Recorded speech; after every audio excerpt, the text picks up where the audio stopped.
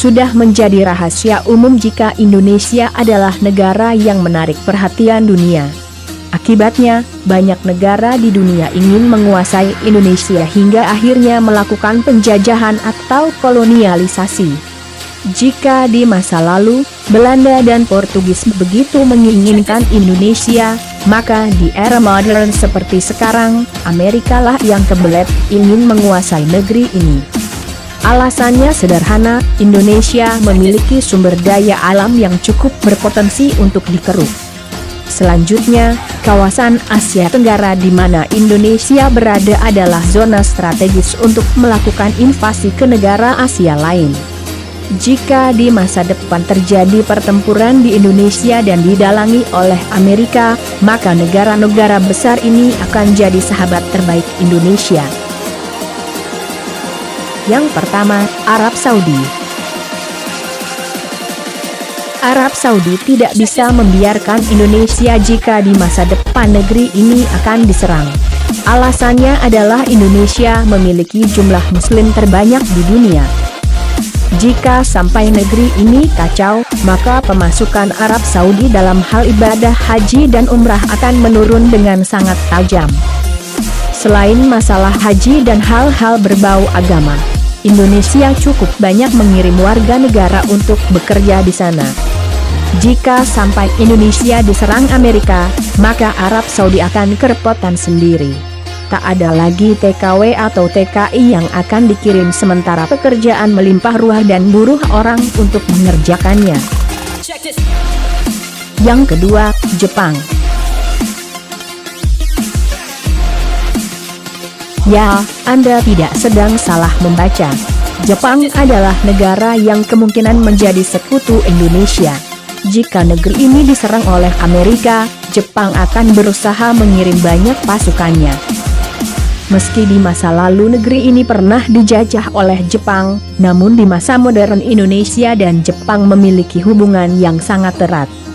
Secara garis besar, Indonesia dan Jepang memiliki keterkaitan erat dengan hal ekonomi. Banyak sekali produk dari Jepang yang akhirnya masuk ke Indonesia. Sebut saja produk otomotif yang hampir semuanya merupakan produksi Jepang. Jika di masa depan Jepang kehilangan Indonesia, maka ekonomi Jepang mungkin akan mengalami kelesuan yang teramat parah. Yang ketiga, Tiongkok. Hubungan Tiongkok dan Indonesia pernah memanas saat Orde Baru di mana rasisme terhadap kaum Tionghoa digulirkan. Namun, setelah Orde Baru runtuh, hubungan yang renggang itu akhirnya diperbaiki. Bahkan Indonesia dan Tiongkok sudah menjalin kerjasama di berbagai bidang. Hubungan baik ini membuat Tiongkok tak bisa melepaskan begitu saja jika negeri ini diserang Amerika. Dengan jumlah penduduk mencapai 250 juta jiwa, Indonesia adalah pasar terbaik untuk berbisnis. Sudah tidak terhitung lagi berapa banyak produk Tiongkok yang masuk ke Indonesia. Jika di masa depan Indonesia jadi hancur, maka Tiongkok pun tak akan bisa melakukan kerjasama menguntungkan lainnya dengan negeri ini. Yang keempat, Singapura. Ada dua alasan kenapa Singapura akan membantu Indonesia jika di masa depan negeri ini diserang oleh Amerika. Pertama, karena alasan regional. Indonesia adalah kekuatan terbesar yang dimiliki oleh Asia Tenggara. Jika negeri ini tumbang, maka Asia Tenggara akan runtuh. Negara-negara di kawasan ini akan mulai kehilangan arah dan kemungkinan memengaruhi banyak sektor.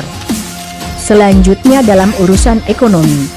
Indonesia adalah penyumbang terbanyak sektor wisata di Singapura. Setiap tahun ada jutaan orang datang ke sini untuk berlibur atau berbelanja.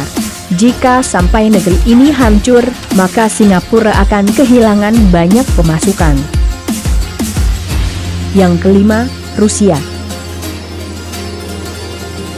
Sejak Bung Karno memimpin negeri ini, hubungan baik antara Indonesia dan Rusia benar-benar terjalin dengan erat.